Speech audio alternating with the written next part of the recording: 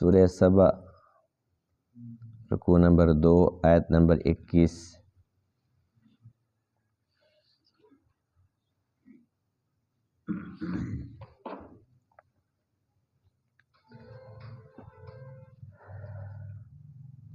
اعوذ باللہ من الشیطان الرجیم، بسم اللہ الرحمن الرحیم۔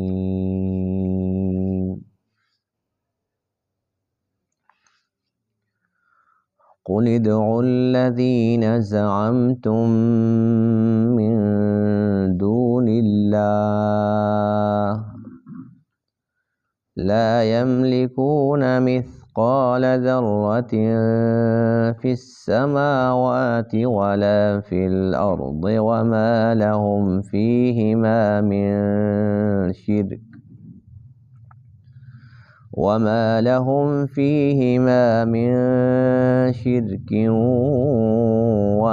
له منهم من ظهير ولا تنفع الشفاعة عنده إلا لمن أذن له حتى إذا فزع عن قلوبهم قالوا ماذا قال ربكم قالوا الحق وهو العلي الكبير۔ صدق اللہ العظیم۔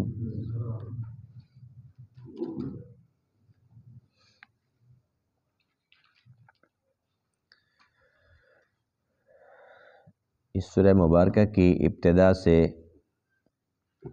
اللہ تعالیٰ کی تعریف، اللہ کی حمد اور اس کی وحدانیت کا تذکرہ تھا۔ پھر درمیان میں حضرت داؤد علیہ السلام کا اور ان کے بیٹے حضرت سلیمان علیہ السلام کا تذکرہ آیا، اور اس کے بعد آج کے درس سے پھر وہی موضوع اللہ تعالیٰ کی وحدانیت کا بیان ہے۔ جو لوگ اللہ کے علاوہ دوسروں کو الہ سمجھتے ہیں وہ انہیں خالق نہیں مانتے۔ دنیا کے اندر جتنے بھی مشرکین ہیں، جس مشرک سے پوچھو کہ تمہیں کس نے پیدا کیا تو کہتے اللہ نے پیدا کیا، یعنی کہ اللہ کو خالق مانتے ہیں لیکن مالک نہیں مانتے۔ وہ یہ کہتے ہیں جی فلاں کے پاس بھی اختیارات ہیں، یعنی اللہ تعالیٰ کو قادر مطلق نہیں مانتے، اس کے اندر دوسروں کو بھی شریک ٹھہراتے ہیں کہ اللہ بھی سب کچھ کر سکتا ہے، اللہ بھی نفع نقصان دے سکتا ہے، اور اللہ کے جو مقرب ہیں وہ ہر کسی کے اپنے اپنے ہیں۔ وہ آج کل کے مسلمان بھی ہیں اور مومن بھی کہلواتے ہیں اور کلمہ بھی پڑھتے ہیں، مختلف فرقوں کے اندر بٹے ہوئے ہیں، تو ان کے بھی الہ اپنے اپنے ہیں۔ بہرحال وہ اللہ کے علاوہ جو بھی الہ ہیں وہ اللہ کے مقرب ہوں، اللہ کے نبی ہوں، اللہ کے ولی ہوں، یا یہ کہ کوئی پتھر کے تراشے ہوئے بت ہوں، جو بھی ہوں، ان آیات کریمہ کے اندر اللہ تعالیٰ نے ان تمام کی حیثیت کو واضح فرمایا کہ ان کی حیثیت کیا ہے۔ اللہ تعالیٰ نے اپنی وحدانیت یوں سمجھائی کہ جو کچھ آسمانوں میں ہے، جو زمین میں ہے، یہ تو سارا کا سارا میرا ہے۔ جنہیں اللہ کے علاوہ تم کچھ سمجھتے ہو ان کا کیا ہے وہ بھی تو دکھاؤ۔ اللہ کی تو مخلوق نظر آ رہی ہے، کیا وہ بھی خالق ہے؟ ان کی بھی کوئی مخلوق ہے؟ تو جواب نفی میں ہے۔ اللہ فرماتے ہیں کہ وہ مالک تو نہیں ہے، ایک ذرے کے، ایک تنکے کے بھی مالک نہیں ہے۔ جو کچھ آسمانوں میں ہے، زمین میں ہے، سب اللہ کا ہے۔ اگر پھر بھی یہ کہتے ہیں نہیں جی یہ پھر بھی بہت پہنچے ہوئے ہیں، ان کے پاس بھی اختیارات ہیں، یہ بھی بہت کچھ کر سکتے ہیں، تو اللہ فرماتے ہیں کہ پھر اس کا مطلب یہ ہوا کہ یہ مکمل مالک نہیں ہے، لیکن کچھ نہ کچھ ان کا بھی ہے۔ تو اللہ فرماتے ہیں کہ ان کی شراکت بھی ثابت کر کے دکھاؤ۔ اگر کسی کام کے اندر یہ شریک ہیں کہ آدھا ان کا آدھا میرا، تو یہ ثابت کر کے دکھاؤ، اس کے اندر بھی جواب نفی میں ہے۔ پھر اللہ فرماتے ہیں کہ اچھا میں نے سارا کچھ کیا، ان میں سے کسی نے اگر میرا ہاتھ بٹایا ہو، کوئی مشورہ دیا ہو، کوئی میری مدد کی ہو کہ اے اللہ ایسے ایسے کر دے، ہم آپ کے ساتھ ہم بھی کچھ کام کروا دیتے ہیں، تو اللہ فرماتے ہیں کہ چلو میرا کوئی مددگار یہ ثابت کر کے دے دو، جواب پھر نفی میں ہے۔ پھر آخر میں ایک بات بچتی ہے، وہ ہے سفارش، شفاعت، کہ یہ بہت پہنچے ہوئے ہیں اور ہمارے پیر و مرشد جو ہے وہ قیامت کے دن ہماری سفارش یوں کریں گے کہ بس اللہ کے سامنے ہمیں پیش کریں گے اور ہمارے ہاتھ سے پکڑ کے سیدھا جنت میں۔ اور یہاں پھر تفریق ہے، کسی کے پیر و مرشد ہیں تو کسی کو اللہ کے نبی پر یہی بھروسہ ہے، کسی کو اللہ کے ولیوں پر ہے، کسی کو صحابہ کرام میں سے کسی کو حضرت علی پر ہے تو کسی کو امام حسین پر ہے، یعنی ہر ایک کا پھر اپنا اپنا مزاج ہے، ہر ایک کا اپنا اپنا جس پہ اعتماد ٹک گیا وہ سمجھتا ہے کہ اس نے میری سفارش کرنی ہے۔ اور جو سفارش کا نظریہ ہے ان لوگوں کا یہ ہے جبری سفارش، سفارش کرنے والوں کو پتہ بھی نہیں ہے اور وہ ان کو اپنا ماننے کے لیے تیار بھی نہیں ہوں گے وہاں، لیکن یہ کہتے ہیں کہ نہیں، یہ سفارش ہوگی اور ہماری کریں گے اور ضرور کریں گے، اور نعوذ باللہ ان کی سفارش بھی اتنی تگڑی ہے کہ اللہ تعالیٰ بھی بے بس ہو جائے گا، اللہ کو ماننی پڑے گی، ان کی کیسے ٹال سکتا ہے وہ۔ تو اللہ فرماتے ہیں کہ یاد رکھو سفارش تو برحق ہے، لیکن اس کے اندر بھی پہلا فارمولہ سن لو کہ جب تک میری اجازت نہ ہو تو کوئی کر ہی نہیں سکتا۔ اس کا مطلب یہ ہوا کہ سارے کے سارے اختیارات تو قیامت کے دن سفارش کی یہ بھی اللہ تعالیٰ کی قبضہ قدرت میں ہے، یعنی اللہ کے بغیر کوئی نبی، کوئی ولی، کوئی صحابی، کوئی پیر و مرشد کوئی کچھ نہیں کر سکے گا۔ اللہ جس کو اجازت دے گا، جس کے لیے دے گا اور جس حد تک دے گا وہ سفارش بالکل معتبر ہے، اس کو ہم مانتے ہیں۔ پھر اللہ فرماتے ہیں کہ کچھ لوگ انسانوں کو چھوڑ کر وہ فرشتوں کے بارے میں کہتے ہیں کہ جی فرشتے ہماری سفارش کر لیں گے اور فرشتے بہت پہنچے ہوئے ہیں، تو اللہ فرماتے ہیں کہ اب ان کی حیثیت بھی دیکھ لو کہ ان کی حیثیت کیا ہے میرے سامنے۔ اللہ فرماتے ہیں کہ جب میں کوئی حکم دیتا ہوں تو جو میرے مقرب فرشتے ہیں، جو سب سے بلند درجے والے ہیں، وہ میرے قریب ہیں، ان کو قرب حاصل ہے، لیکن جب میرا حکم آتا ہے تو اس وقت وہ اتنے کانپ رہے ہوتے ہیں کہ تمام فرشتے وہ گھبرا جاتے ہیں، اللہ کے سامنے گھبرا جاتے ہیں، اور جب ان کی گھبراہٹ ختم ہوتی ہے تو نیچے کے طبقے والے اوپر والے سے پوچھتے ہیں اللہ کیا فرما رہا تھا؟ تو آگے سے وہ کہتے ہیں کہ بس جو فرمایا حق فرمایا۔ یعنی حیثیت فرشتوں کی بھی یہ ہے کہ وہ سب کے سب اللہ کے سامنے اتنا ڈرتے ہیں، گھبراتے ہیں کہ اللہ کا حکم جب انہی کو مل رہا ہوتا ہے تو وہ گھبرا رہے ہوتے ہیں، اتنا اللہ تعالیٰ کا جلال ان پہ طاری ہو جاتا ہے کہ وہ بعد میں پوچھتے ہیں دوسروں سے، اور یہ ان کے بارے میں سمجھتے ہیں کہ وہ پکڑ کے ہمیں جنت کے اندر داخل کرا کے آ جائیں گے۔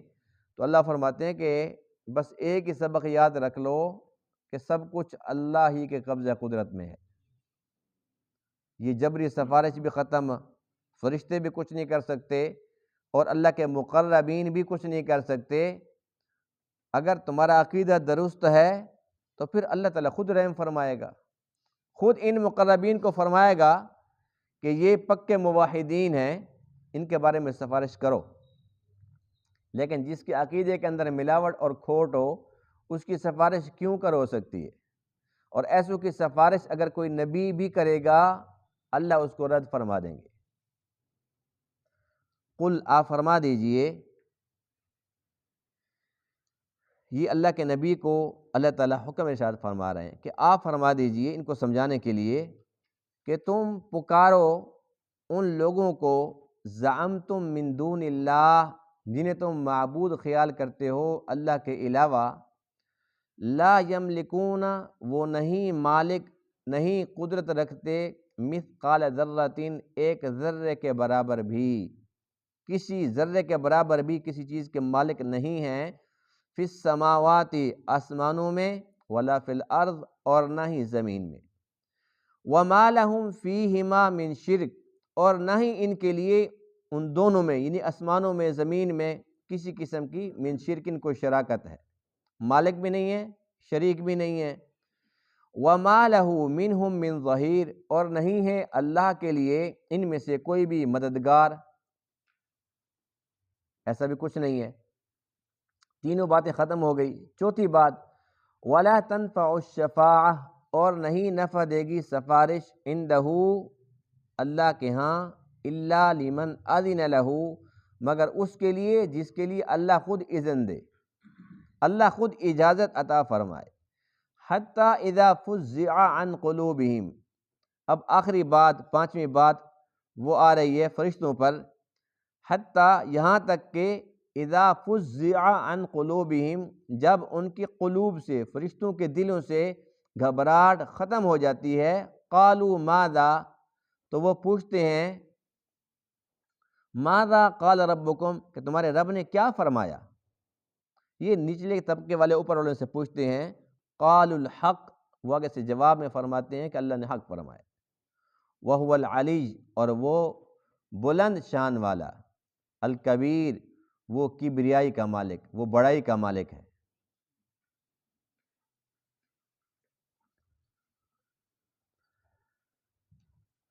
مشرکین کے بارے میں قرآن کہتا ہے وَلَئِن سَأَلْتَهُم مَّنْ خَلَقَهُمْ لَيَقُولُنَّ اللَّهُ، ان سے پوچھو کہ تمہیں کس نے پیدا کیا، ان کا خالق کون ہے، تو کہتے ہیں کہ اللہ۔ یعنی کہ جتنے بھی مشرک ہیں، اب یہاں پر ہندو کو دیکھ لیتے ہیں، ہندو جو کہ ہر گھر کے اندر اور ہر مندر کے اندر مورتیاں رکھتے ہیں، اور وہ بھی بہت زیادہ، ایک دو بھی نہیں ہیں، ان کے بھگوان بہت زیادہ ہیں۔ کوئی ان کی دیوی جو ہے نا وہ لکشمی دیوی ہے، وہ ان کو پیسے دیتی ہے، تو کوئی ان کو صحت دیتی ہے، تو کوئی ان کو عزت دیتی ہے، کسی کے 2 ہاتھ ہیں تو کسی کے 5 ہاتھ ہیں، کسی کے 7 ہاتھ ہیں۔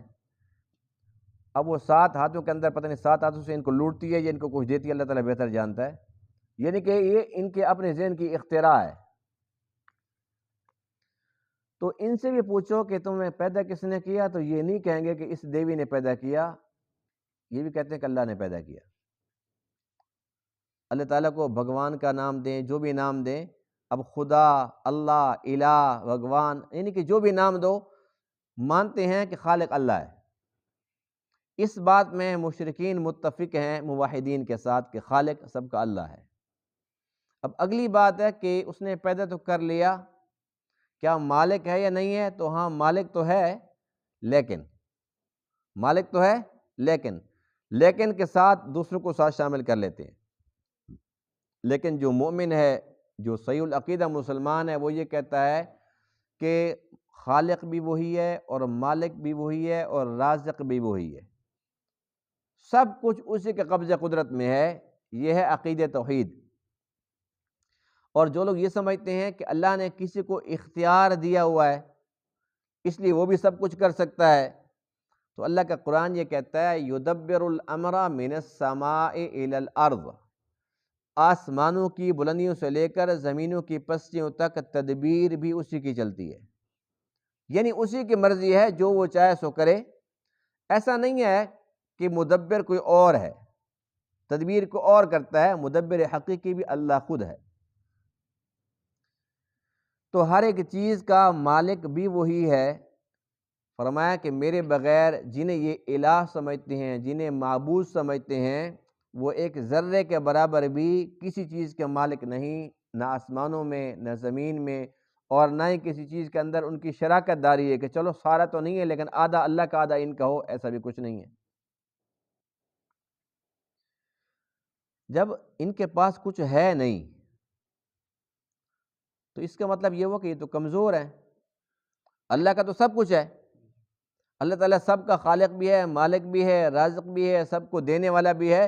تو جب تمام صفات اللہ کے اندر ہیں تو پھر بندگی کے لائق تو صرف اللہ ہے۔ ہم اللہ کو چھوڑ کر کسی اور کو اگر الہ سمجھ بیٹھیں اور پھر ہمارا کوئی مسئلہ پھنس جائے، وہ اس کے اپنے اختیار میں ہی نہ ہو، پھر کیا فائدہ؟ پھر کہاں جائیں گے؟ پھر وہ مشرکین مکہ والی بات یاد آ جاتی ہے. قرآن کہتا ہے اذا رکبوا فی الفلک دعوا اللہ مخلصین لہ الدین، کہ جب وہ کشتیوں میں سوار ہوتے تھے تب وہ کہتے تھے کہ اب اپنے لات منات عزا ان کا نام نہیں لینا. کشتی بھنور کے اندر پھنس گئی تو یہ لات منات عزا یہ کام نہیں کر سکتے، اب اللہ کو پکارو. اللہ فرماتے ہیں فلما نجاہم الی البر اذا ہم یشرکون، جب ہم ان کو نجات دے دیتے ہیں، ہم انہیں خشکی پہ پہنچا دیتے ہیں، اس کے بعد فوراً کہتے ہیں بھئی آج تو عزا نے کام کیا، ورنہ آج ہماری کشتی تو گئی تھی. فوراً اسی وقت پھر شرک شروع ہو جاتا ہے. یعنی کہ جب مشکل پیش آ جائے تب اس وقت کا مشرک کہتا تھا کہ اب اللہ کو پکارو اور مخلصین لہ الدین، خالص ہو کے، اب ذرہ برابر اس کے اندر شک والی بات نہ آئے، ورنہ ہم کہیں کے نہیں رہیں گے. لیکن آج کا مشرک تو اس سے بھی 2 ہاتھ اوپر چلا گیا. اس وقت کا مشرک کم سے کم اس مشکل ٹائم میں تو اللہ کو پکارتا تھا، اور آج کا جو مشرک ہے وہ مشکل وقت کے اندر بھی اللہ کو نہیں پکارتا. وہ کہتے ہیں یا علی مدد، کہتے کہ نہیں کہتا. اب کوئی یا رسول اللہ مدد کہے، یا علی مدد کہے، یا حسین مدد کہے، یا شیخ عبد القادر جیلانی، بات یہ کہ تمام مقرب ہستی ہیں، یہ تمام اللہ کے پیارے ہیں. لیکن یہ اختیار جو لوگوں نے ان کو دے رکھا ہے، یہ سمجھتے ہیں کہ ان کے پاس اختیار آتے ہیں، یہ غلط ہے. اس لیے کہ مشکل کو ٹالنے والا سوائے اللہ کے اور کوئی نہیں ہے. اور شیخ عبد القادر جیلانی رحمہ اللہ وہ پیران پیر ہیں، وہ سرتاج الاولیاء ہیں، لیکن پوری زندگی انہوں نے اللہ ہی سے مانگا ہے، اللہ کے سامنے جھکے ہیں، اپنی تمام کے تمام پیروکاروں کو یہی درس دیا ہے کہ اللہ سے ہوتا ہے. حضرت علی رضی اللہ تعالیٰ عنہ، حضرت امام حسین اور تمام اہل بیت، تمام صحابہ، تمام نبی، امام الانبیاء علیہ السلام بھی مشکل وقت کے اندر کس کو پکارتے تھے؟ اللہ کو پکارتے تھے. تو اب ان کا تو کوئی قصور نہیں ہے.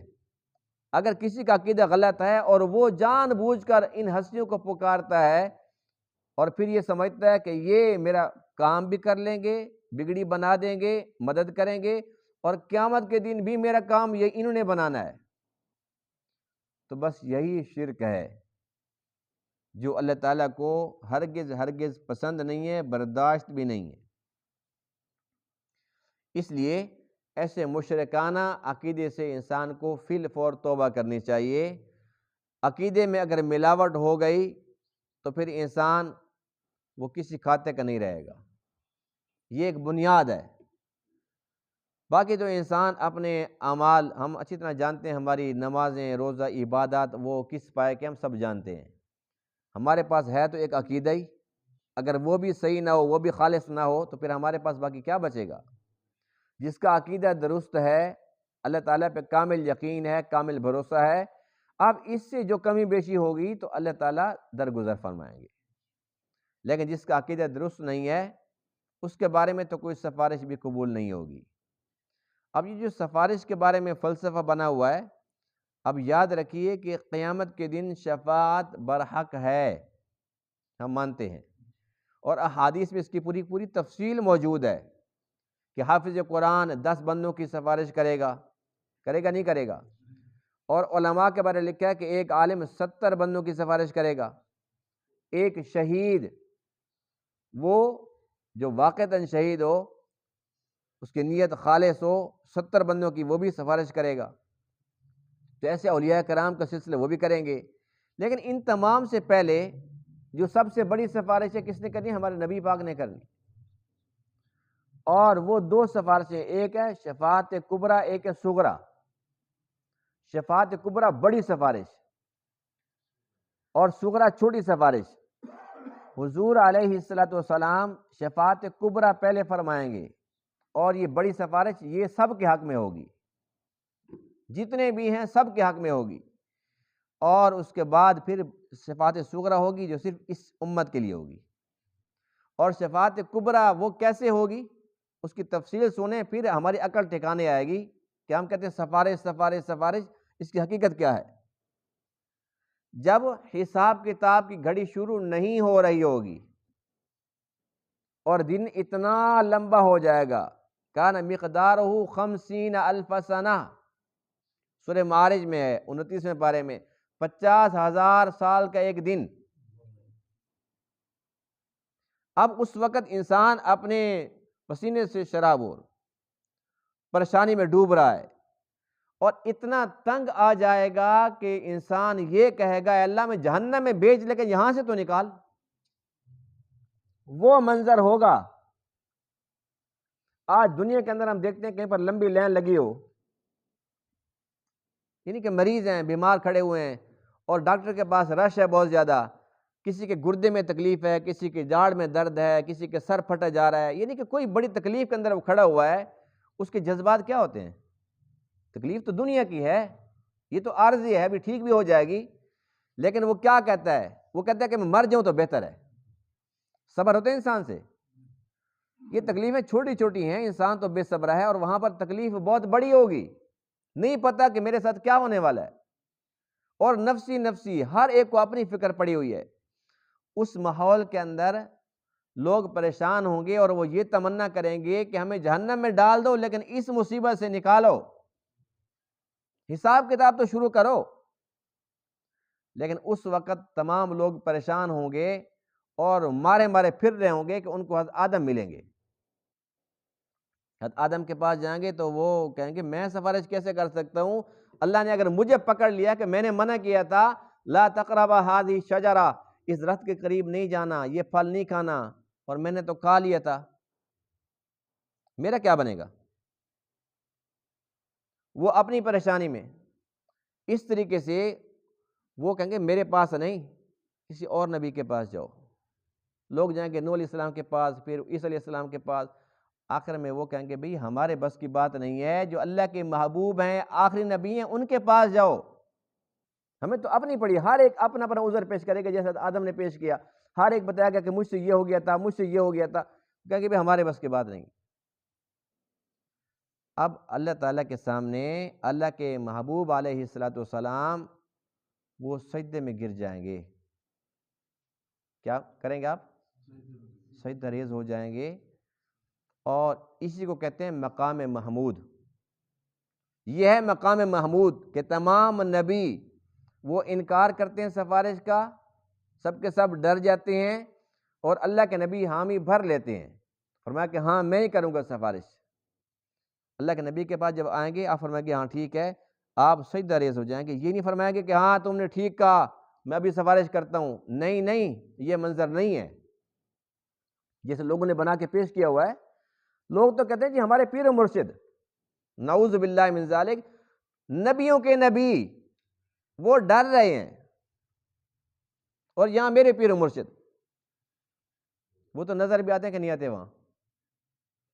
اللہ کے نبی سجدے میں گر پڑیں گے، اور یہ سجدہ 10 سال کا ہوگا۔ اب آئیے کو بات سمجھ کو، وہاں کا نقشہ سمجھ آئے؟ 10 سال، 10 سال کے بعد اللہ تعالیٰ کی طرف سے پھر یہ اعلان ہوگا۔ اللہ فرمائیں گے ارفع رأسک یا محمد، اے محمد سر اٹھاؤ مانگو۔ پھر اللہ کے نبی فرمائیں گے اے اللہ حساب تو شروع کر دے۔ پہلی سفارش یہ ہے اے اللہ حساب تو شروع کر دو۔ تو یہ اس امت کے لیے نہیں ہوگا، سب کے لیے ہوگا نا، یہ سفارش سب کے لیے ہوگی، ساری امت اس میں شامل ہوں گی، سب نبی موجود ہیں۔ اس کے بعد اللہ تعالیٰ اس سفارش کو قبول فرمائیں گے، یہ ہے مقام محمود، یعنی یہ درجہ ہمارے نبی پاک کا ہے جس سے سب کا حساب شروع ہوتا ہے۔ اس کے بعد پھر جب حساب شروع ہوگا، پھر اس امت کی باری بھی تو آنی ہے نا، جب اس کی باری آنی ہے اس کے بعد پھر شفاعت صغریٰ ہوگی۔ اور یہ ہم آیت الکرسی کے اندر بھی پڑھتے رہتے ہیں، من ذا الذی یشفع عندہ الا باذنہ، کون ہے جو سفارش کر سکے؟ ہاں اس کی اجازت سے۔ اسی بات کا ذکر آج کے درس میں ہے، ولا تنفع الشفاعۃ عندہ، کہ اللہ کے ہاں کسی کی سفارش کام نہیں دے گی، الا لمن اذن لہ، مگر وہ جس کے لیے وہ خود اجازت دے۔ یعنی سفارش تو اللہ کے حکم کی پابند ہے، جب اللہ تعالیٰ اجازت دیں گے، اللہ اپنے نبی کو فرمائیں گے ہاں مانگو، پھر اللہ کے نبی دیکھیں گے کہ اب میرا رب جو ہے وہ اب بہت خوش ہے، تو اس کے بعد پھر میری امت کے لیے یہ کر دو، میری امت کے لیے یہ کر دو، پھر اپنی امت کا کام شروع کرائیں گے۔ باقی وہ ایک الگ بات ہے کہ اللہ کے نبی کی محبت امت کے ساتھ کتنی ہے۔ آپ فرماتے ہیں کہ جب سورہ والضحیٰ کے اندر جب اللہ نے مجھے فرمایا تھا نا وَلَسَوْفَ يُعْطِيكَ رَبُّكَ فَتَرْضَىٰ، تیرا رب تجھے اتنا دے گا کہ تجھے راضی کر دے گا، تو اللہ کے نبی فرماتے ہیں کہ جب یہ آیت اتری تو میں بہت خوش ہو گیا کہ میرا رب اتنا دے گا کہ مجھے راضی کرے گا۔ فرمایا کہ جب تک میری امت تمام کی بخشش نہیں ہوگی میں نے راضی نہیں ہونا۔ تو یہ اللہ کے نبی کے صدقے سے، اس کے محبوب کے صدقے سے ہمارے کام بننے ہیں۔ تو یہ جبری سفارشیں لوگ بنا کر پھر رہے ہیں، یہ بیچارے نادان ہیں، یہ جاہل لوگ ہیں، ان کو پتہ نہیں ہے کہ وہ منظر کیا ہوگا۔ قرآن پڑھیں تو پتہ چلے، قرآن پورا نقشہ میں دکھا رہا ہے کہ نہیں دکھا رہا۔ یہ باتیں کوئی بناوٹی میں آپ کو سنا رہا ہوں، یہ قرآن کی باتیں ہیں، اللہ کی باتیں جو حق سچ ہے کہ سفارش کسی کے کام آ ہی نہیں سکتی جب تک اللہ تعالی اجازت نہ دے۔ اور یہاں پر ایک آپ کو اور بات بھی سنا دوں کہ جو لوگ یہ کہتے ہیں نا کہ میرے پیر و مرشد، ہم تو مانتے ہیں پیر و مرشد کو مانتے ہیں الحمدللہ، ہم خود پیر و مرشد والے ہیں، پیر جو بالکل سچے ہیں، حق سچ ہے، وہ بھی سفارش کریں گے انشاءاللہ، انکار نہیں ہے، لیکن جس کا عقیدہ درست نہیں ہے اس کے تو قریب ہی کوئی نہیں آئے گا۔ یعنی بات یہ ہے کہ جس کی عقیدہ اس کی بنیاد درست ہے اس کے بارے میں تو سفارش کے لیے نبی بھی آ جائیں گے، ولی بھی آ جائیں گے، کتب غوث ابدال، اہل بیت، یعنی یہ جو اللہ کا مقرب طبقہ ہے اس کے بارے میں تو کہے گا اللہ اس کو معاف فرما دو، لیکن جس کا عقیدہ درست نہیں ہے اس کے بارے میں ایک حدیث سنیے۔ حضرت ابراہیم علیہ السلام کتنا بڑا نام ہے، یعنی اللہ کے نبی فرماتے ہیں کہ میرے جد امجد ہیں۔ جب آپ کا بیٹا ہوا ماریہ قبطیہ سے، ان کا نام ابراہیم رکھا، فرمایا کہ میں نے اپنے جد پہ نام رکھا، ابراہیم پہ نام رکھا، اور امت کو درود ابراہیمی تعلیم فرما کے گئے اللہ کے نبی کہ مجھ پر بھی اور آل ابراہیم پر بھی، میری آل پر بھی اور آل ابراہیم پر بھی تم درود بھیجا کرو۔ ان کتنا پیار تھا، اتنا شان والا نبی، یہ نبیوں کے جد ہیں، یعنی کہ ان کی نسل میں سے بنی اسرائیل میں سے تقریباً 4000 سے اوپر پیغمبر ہیں، اور سب سے شان والا نبی وہ بنی اسماعیل میں سے ہے، جد اوپر دادا پھر وہی ہے ابراہیم علیہ السلام۔ اتنا بڑا نبی اپنے باپ آزر کے بارے میں قیامت کے دن سفارش کرے گا، اے اللہ یہ میرا باپ ہے، اس کو تو میری سفارش پر جنت میں بھیج، اس کو معاف فرما دے۔ کتنی بڑی سفارش ہے۔ اب یہاں پر کوئی پیر مرشد ان کی کوئی ویلیو باقی بچتی ہے؟ اور اس سے زیادہ قریبی رشتہ کون سا ہوگا کہ سگا باپ، سفارش باپ کی کرنی ہے، یہ نہیں کہ کوئی کہے جی اس کی سفارش کر دو، ظاہر کہ ماں باپ کو کون بول سکتا ہے۔ اللہ فرماتا کہ ابراہیم تیری یہ بات میں رد کرتا ہوں، تیری یہ بات قبول نہیں ہے۔ اس میں ایمان نہیں تھا، وہ تو مشرک تھا، وہ تو بت بناتا تھا، بت بیچتا تھا، بتوں کے سامنے جھکتا تھا، اس کے اندر توحید نہیں تھی، میں اس کی سفارش۔ ابراہیم عرض کریں گے کہ لوگ کیا کہیں گے؟ لوگ کہیں گے کہ ابراہیم خلیل اللہ، اور باپ اس کا جا رہا ہے جہنم میں۔ اللہ مہربانی فرما، اللہ فرمائیں گے کہ ہاں ایک کام کر سکتا ہوں کہ میں اس کی شکل تبدیل کر دیتا ہوں کہ اس کو کوئی پہچان نہ پائے، کہ تیرے اوپر بات آئے گی ابراہیم کا باپ، اس کی شکل میں تبدیل کر دیتا ہوں، لیکن اس کی سفارش نہیں۔ اتنی بڑی سفارش رد ہو جائے گی مشرک کے حق میں۔ پھر حدیث پاک میں کہ اللہ تعالیٰ آزر کو بجو کی شکل بنائے گا، انسان نہیں، بجو کی شکل میں، اور جب بجو بن جائے گا پھر ابراہیم کو اللہ فرمائے گا اس کو ٹھوکر مار، ٹھوکر مارے گا اور سیدھا جہنم میں۔ اس سے اندازہ لگا لیں کہ عقیدت توحید کتنا قیمتی ہے، اور اللہ کے ہاں اس کی ویلیو کیا ہے، اور مشرکین کا وہاں مقام کیا ہوگا۔ اب ابراہیم کا باپ، اس کا تو یہ حشر ہے، اور آج کوئی کتے کے آگے جھکا پڑا، کوئی گھوڑے کے آگے جھکا پڑا، کوئی بلی کے آگے، کوئی سانپوں کے آگے، مختلف سرکاریں لوگوں نے بنا رکھی ہے نا، اور پھر یہ کہتے ہیں کہ مولا علی بچائے گا۔ مولا علی حضرت ابراہیم سے بڑے ہیں، مولا علی کی اپنی شان ہے، وہ ہمارا ایمان ہے، ان کی محبت ہمارا ایمان ہے۔ لیکن ابراہیم تو وہ نبی ہیں، مولا علی صحابی ہیں، اہل بیت ہیں، اللہ کے نبی نے ان کو بہت بڑا رتبہ عطا فرمایا کہ میرے بھائی ہیں، اللہ کے نبی کے داماد ہیں، بہت زیادہ عزتیں ہیں، بہت زیادہ شانیں ہیں، لیکن ابراہیم کا مقابلہ نہیں۔ تو اتنی شان والا نبی جب کچھ نہیں کر سکتا تو اس کا مطلب یہ ہوا کہ اللہ میں سمجھا رہا ہے کہ خود بندے بن کے آؤ، عقیدہ درست لے کے آؤ، بنیاد لے کر آؤ، اگلا کام میرے فضل سے ہو جائے گا، میں اپنے پیاروں کو سفارش کے حق دے دوں گا۔ لیکن عقیدہ درست نہ ہوا تو پھر میرے پیارے بھی مجبور ہوں گے میرے سامنے، کچھ کر نہیں سکیں گے، اس لیے کہ اختیارات سارے کے سارے کس کے پاس ہیں؟ بس یہی بات اللہ نے ان آیات کے اندر ہمیں سمجھائی ہے۔ اللہ کرے کہ ہمیں سمجھ آ جائے۔ اللہ تعالیٰ تمام بات کو سمجھنے عمل کرنے کی توفیق عطا فرمائے۔ وآخر دعوانا الحمد للہ رب العالمین۔